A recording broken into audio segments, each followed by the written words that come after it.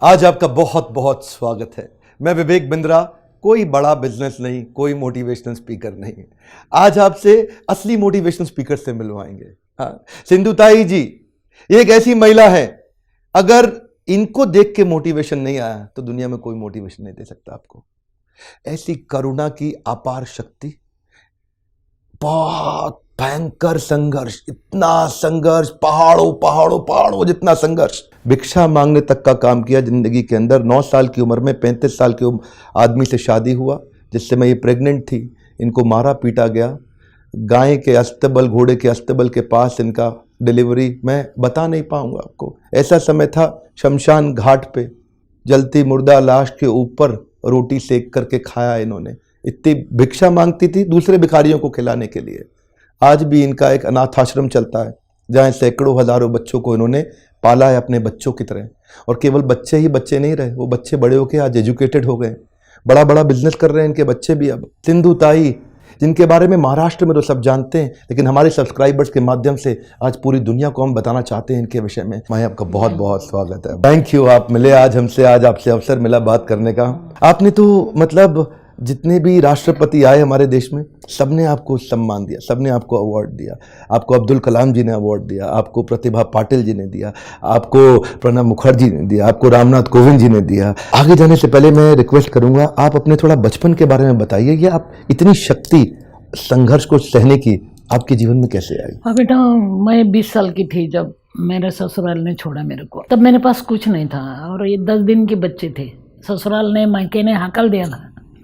तब पेट की भूख तो थी ना, खाना तो चाहिए था हर रोज, और पास कुछ नहीं था। माँ ने भी हकल दिया था, माँ सगी थे, इसलिए भी क्या करूँ। 20 साल की बच्ची, यानी मैं 20 साल की बच्ची थी और 10 दिन की मेरी बच्ची। फिर भूख मेरे को डरा रही थी कि अभी मरने के बगैर कुछ नहीं, मर जाओ। अब मेरे को मरना नहीं था बेटा।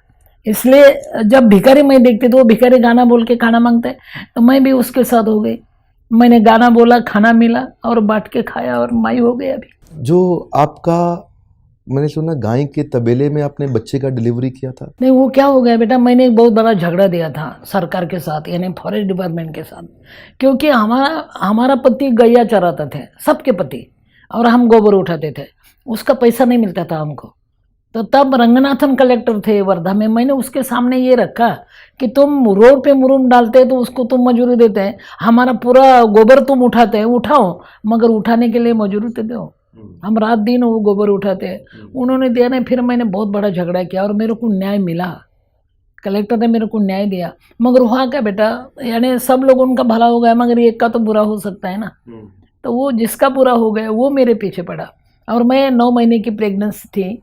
तो उन्होंने मेरे पति को बोला कि तेरे पत्नी को जो अभी गर्भवती है ना, वो तेरा नहीं, बच्चा मेरा है। तो कौन सा पति मेरे को स्वीकारेगा। उन्होंने मेरे पेट पे लात मारी थी और मैं बेहोश हो गई थी। उन्होंने खींचते खींचते मेरे को गैया के तबेले में डाला था और पूरी गैया खुली कर दी थी। उसको ऐसा लगा मैं मर गई। तो आदमी ने मारा, ऐसा नहीं होना चाहिए, इसलिए मेरे इर्द गिर्द पूरी गैया थी और मैं बेहोश थी। बेहोशी में मेरे को बच्चा हो गया था। जब मैंने आँख खोला तब ध्यान में आया कि अरे सब गैया मेरे इधर उधर घूम रही, मगर एक गैया मेरे आंख पर खड़ी है। और बेहोश में मेरे को बच्चा हो गया। और वो गैया सब गैया को हकल रही थी बेटा, और चिल्ला चिल्ला के मेरे को उठा रही थी। उसको मानवता किसने सिखाई। मैं कैसे तो भी खड़ी हो गई, उसका गला पकड़ के मैं रोई। उसको मैंने वचन दिया कि तू, अरे आदमी ने तो टाक दिया, मेरे को छोड़ दिया, फेंक दिया, तू गैया होकर मेरी मैया बनेगी ना। मैं आखिरी दम तक सिर्फ मैया बनूंगी, बस। गया को वचन दिया और मैया हो गई रे। बाद में वो बच्चा लेकर के आपने मतलब भीख मांग के अपना जीवन चलाया। पहले तो मेरा बच्चा का जन्मनाल मैंने पत्थर से तोड़ा रे। वो कैसा करे, मेरे पास क्या था, कुछ सामान नहीं था, कोई भी मेरे पास नहीं था। फिर मैंने उसको टेढ़ा सुलाया और नीचे पत्थर रखा, हाथ में एक पत्थर लिया। पहला पत्थर मारने से मेरे को डर लगा कि अभी ये जन्मा है बच्चा और मैं पत्थर मार रही, मगर इलाज तो नहीं था। फिर मैंने आंख बंद की और पत्थर मारने लगी। वो चुकता था, फिर भी मैं मारती थी, मगर मैं पत्थर गिनती थी। 16 पत्थर मारने के बाद नाल टूटा। तब मैंने सोचा कि ये जन्म हुआ नाल 16 पत्थर से टूटता है, तो संस्कृति का नाल कितना बड़ा मजबूत होना चाहिए। कभी हार नहीं माने आप? हार मानी ना बेटा। एक बार तो मैं रेल के पटरी में बैठी थी कि चलो मर जाते हैं। मगर जब पटरी हिलने लगी तब लगा कि नहीं नहीं नहीं नहीं मरना। वो बच्चे ने मेरे तरफ देखा तो मेरे को ऐसा लगा कि ये मेरे को बोल रही है कि जन्म काय को दिया फिर मरना था तो मैं बोली मरना कैंसल। मैं उठ के नीचे दौड़ गई। मेरे को ऐसा लगता तो रेल मेरे पीछे आ रही। आपने ये सन्मति बाल निकेतन जो शुरू किया, ये आपने कैसे शुरू किया? अब तो आपके पास इतने बच्चे हैं, कैसे आपने मैनेज किया? जिसके पास अपने खाने की सुविधा नहीं, आज उसके पास सैकड़ों हजारों बच्चे। और अभी भी नहीं, क्योंकि मेरे को ग्रेड नहीं, सरकार ने अभी तक मेरे को कुछ नहीं दिया, सिर्फ सम्मान दिया। 4 राष्ट्रपति ने मेरे को सम्मानित किया, मगर ग्रेड नहीं मेरे को। भूख तो हर रोज लगती है ना, इसलिए भूख लगने के बाद मैं भाषण देने के बाद राशन मिलता है बाबा। सरकार ने नहीं दिया ना, जनता को मैंने सरकार बनाया। अरे तुम्हारा बच्चे का एक निवाला दो बेटा, मेरे बच्चे ये तुम्हारे भी है ना, समाज के बच्चे है बेटा। और लोगों ने मेरे को भाषण देने के बाद राशन मिला। अभी मैं भाषण देती तब राशन मिलता है। और मैं गाना गाती बेटा भाषण देते समय के, हमसे न तू खाने की ना पीने की बात कर, मर्दों की तरह दुनिया में जीने की बात कर। और लोग मर्द जैसे जीना चाहते हैं ना, वही इतना ही बोलते और मांगते। आपने वास्तव में मर्दों की तरह जीने की बात करके दिखाई है। माँ, ये आपने बहुत अच्छा बोला, पर कभी कभी क्या होता है ना, ये जो हमारे व्यापारी लोग हैं बोलते हैं आजकल मंदी का दौर है, और इतना मंदी आ गया है, एक तो पहले ही खुद से अंदर से कमज़ोर, फिर ऊपर से वातावरण भी कमज़ोर, तो ये हो जाता है डबल कमज़ोर। और जिसमें अगर कस्टमर इनको छोड़ दे, बिजनेस में अगर लॉस हो जाए तो उनके एम्प्लॉय भी छोड़ के भाग जाता है। बेचारे अकेले पड़ जाते हैं कभी कभी व्यापारी लोग। हमारे देश में किसान की फिर भी थोड़ी बहुत चर्चा हो रही है, पर यह व्यापारी जब सुसाइड करने चला जाता है तो उसकी कोई चिंता नहीं करता। मैं चाहता हूँ आज ये व्यापारी जब बिल्कुल अकेला पड़ जाता है, हारा हुआ महसूस करता है, तो आपकी ज़िंदगी के अनुभव बड़े गहरे हैं। आपको अगर इनको मोटिवेट करना हो तो आप क्या सुझाव देना चाहेंगे? कैसे ताकत आए इनके अंदर? बेटा एक दिन ऐसा आता है कि दिए में तेल नहीं होता, अंधेरा छा जाता है बेटा, तब तुम्हारे आंसू डालो उसमें, हारना नहीं। आंसू की जो चौ होती है ना, वो खारी होती है, मीठी नहीं होती रे। ये मीठा और खारा तो साथ में चलता है बेटा। कल के बाद खुदा के हाथ जीना चाहिए। मंजिल बहुत दूर है, मंजिल बहुत दूर है, जाना वहाँ जरूर है। रास्ता मुश्किल है, अरे मरना मंजूर है, मगर औरों के लिए, खुद के लिए नहीं। जो और जिनो दे बेटा, खड़ा हो जाओ अपने पैर पर। अरे सुबह तुम्हारी है। ये कोई कवि नहीं है, ये कोई शायर नहीं है, ये वो है जिन्होंने अपनी ज़िंदगी को जिया है, सैकड़ों हज़ारों लोगों की ज़िंदगी बनाई है। बहुत बच्चे आपने पाल लिए, अब तक कितने बच्चे आपके आश्रम में आए? 250 दामाद है अभी। यानी 50 बहुए है और 750 पुरस्कार है। आपने तो देखे, मगर पुरस्कार की रोटी नहीं बनती ना। मुझे तो खाली पता लगा है कि शमशान में आपने रोटी खाई थी, आपको तो खानी पड़ी, हमें तो पता लगने पे आज रोंगटे खड़े हो जाते हैं। ये किस परिस्थिति में आए थे आप जो आपको ऐसा? रात को मैं शमशान में क्यों जाती, कि मेरे को मालूम था मरने के बाद शमशान में जाते और रात को कोई नहीं आते। जिंदाबाद अपना बाप का घर शमशान, इसलिए मैं शमशान में जाती। जिस दिन मैंने रोटी शमशान में जला हुआ मुर्दे के ऊपर भून के खाई, उस दिन मैं बहुत डर गई थी, क्योंकि हर रोज मैं शमशान में रहती थी मगर मेरे को डर नहीं लगता था। मगर जिस दिन मैंने रोटी खाई उस दिन मेरे को बहुत डर लगता था, क्योंकि ऐसा लगता था पूरा माहौल मेरे को ऊपर खड़ा है, मेरे को बोल रहा है कि ये अधिकार हमारा है खाने का। तुम यानी आदमी हो, तुम बाई हो, तुम हमारा कायदा भंग किया।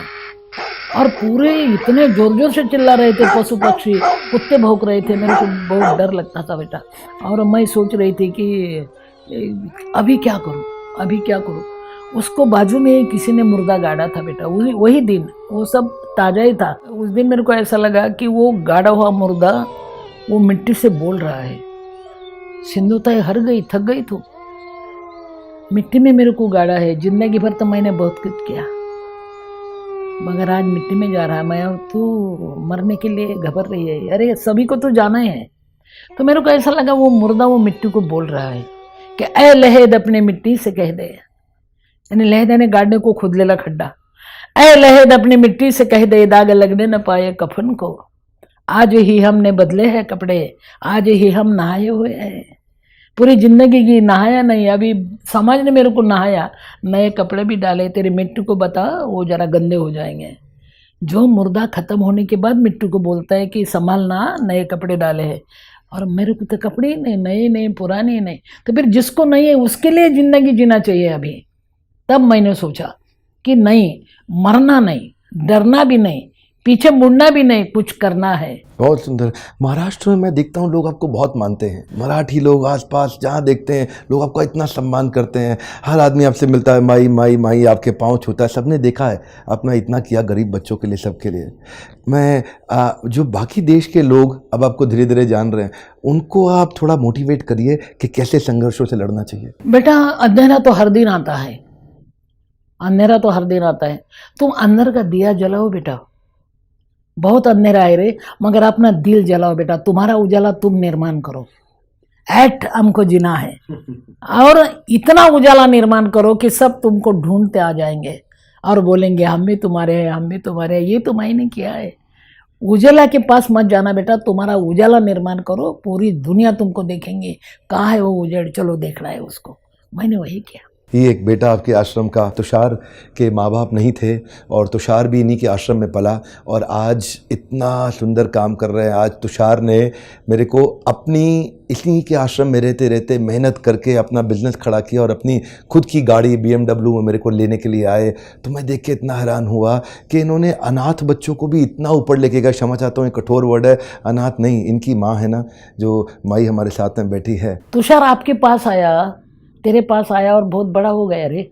उन्होंने क्या धंधा निकाला मालूम है? वो गाड़ी धोने का धंधा निकाला। और मेरे को बिंद्रा साहब ने बोला मेरे को धंधा करने का। मैं अभी क्या करूं, पैसा तो है ही नहीं। तो मैं बोले बेटा गाड़ी धोते धोते कलेजा भी धोना सीखो। आज इनका प्रोफेशनल कार क्लीनिंग का बिजनेस है। प्रोफेशनल कार क्लीनिंग के इन्होंने शोरूम्स खोले हैं, मतलब इसको बोलते हैं आउटलेट, और फ्रेंचाइजी मॉडल पे उसको आगे लेके जा रहे हैं।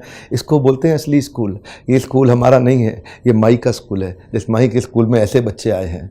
हाँ बेटा, ऐसे बहुत बच्चे हैं। मगर सबसे बड़ी बात मैंने ये किया कि जो पति ने मेरे को हकल दिया मैंने उसको माफ़ किया बेटा। और ये पहली बार हुआ होगा शायद कि ससुराल वाले ने पत्थर मार मार के मेरे को हकाला और मेरे को फूल डाल डाल के बुलाया।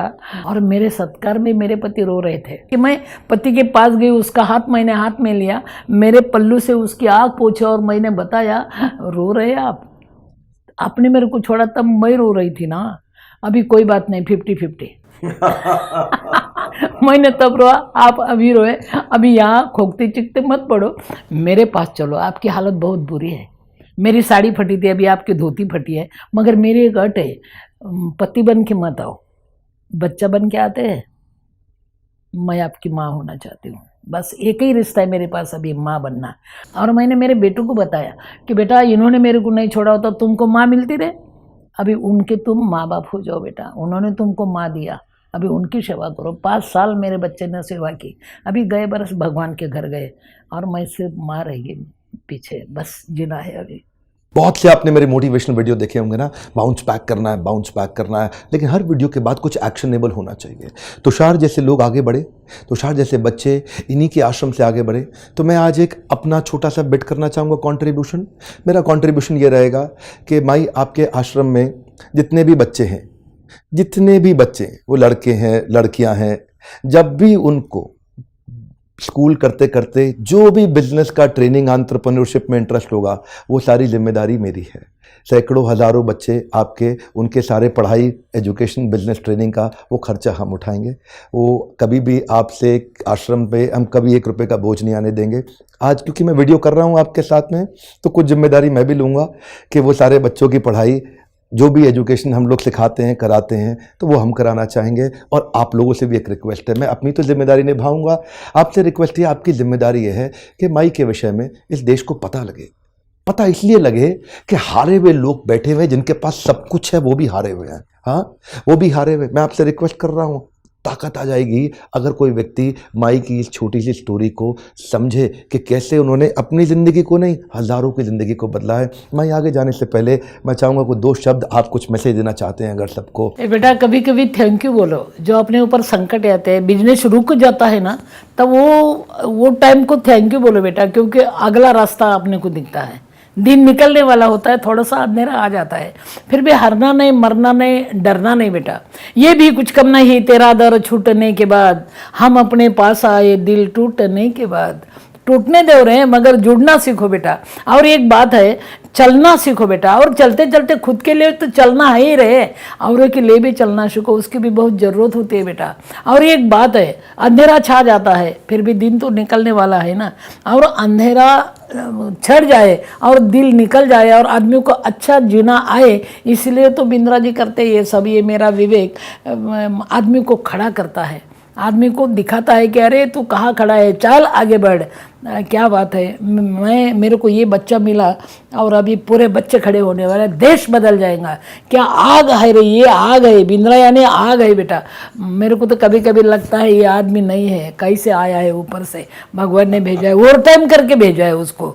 इसलिए मैं खुश हूँ बेटा, तुम भी जो जिन्हें दो, आगे बढ़ो, संकट आने दो रे, संकट को सलाम करो बेटा, क्योंकि संकट के बाद जो आदमी खड़ा होता है ना, वो कभी नहीं लड़खड़ाता, कभी नहीं गिरता, सिर्फ वो औरों के लिए मरता और अमर हो जाता है। मैंने वही किया, तुम भी वह करो, तुम भी वही करो बेटा, मदद करो, देखो तुम्हारा दिल भर जाएगा। धन्यवाद बहुत बहुत। इनका सन्मति बाल निकेतन इनका आश्रम है, उसकी डिटेल नीचे रहेंगी। मैं रिक्वेस्ट करूंगा आप जाइए, जो हो सके अपने एक बच्चे का निवाला जाकर शेयर करके आइए, 2 रोटी अपने हाथ से जाके खिला करके आइए। पर आज आपको रिक्वेस्ट करूंगा, हमारे को ऐसी सिंधुताई जो हमारी माई है, ऐसी और भी कई औरतें चाहिए हमारे देश में बड़ा रेवोल्यूशन लाने के लिए। इंस्पायर करिएगा ताकि औरों को भी जिता सके। इन्होंने दुनिया को जिताया है, हारी नहीं है। एक बात बताएं आपको, जो आदमी खुद जीतने में लगा है ना, वो कभी ना कभी हार सकता है, लेकिन जो दूसरों को जिताता है उसको कभी कोई नहीं हराता है। जो दूसरों को जिताएगा उसे कभी कोई नहीं हरा पाएगा। आपको रिक्वेस्ट करूंगा, इन्होंने दुनिया को जिताया, देश को जिताया है, आप भी सबको जिताइए अगर इस मैसेज को हम पहुंचा सके। अगर वीडियो आपको कहीं और से मिला है, चैनल को जरूर सब्सक्राइब करिएगा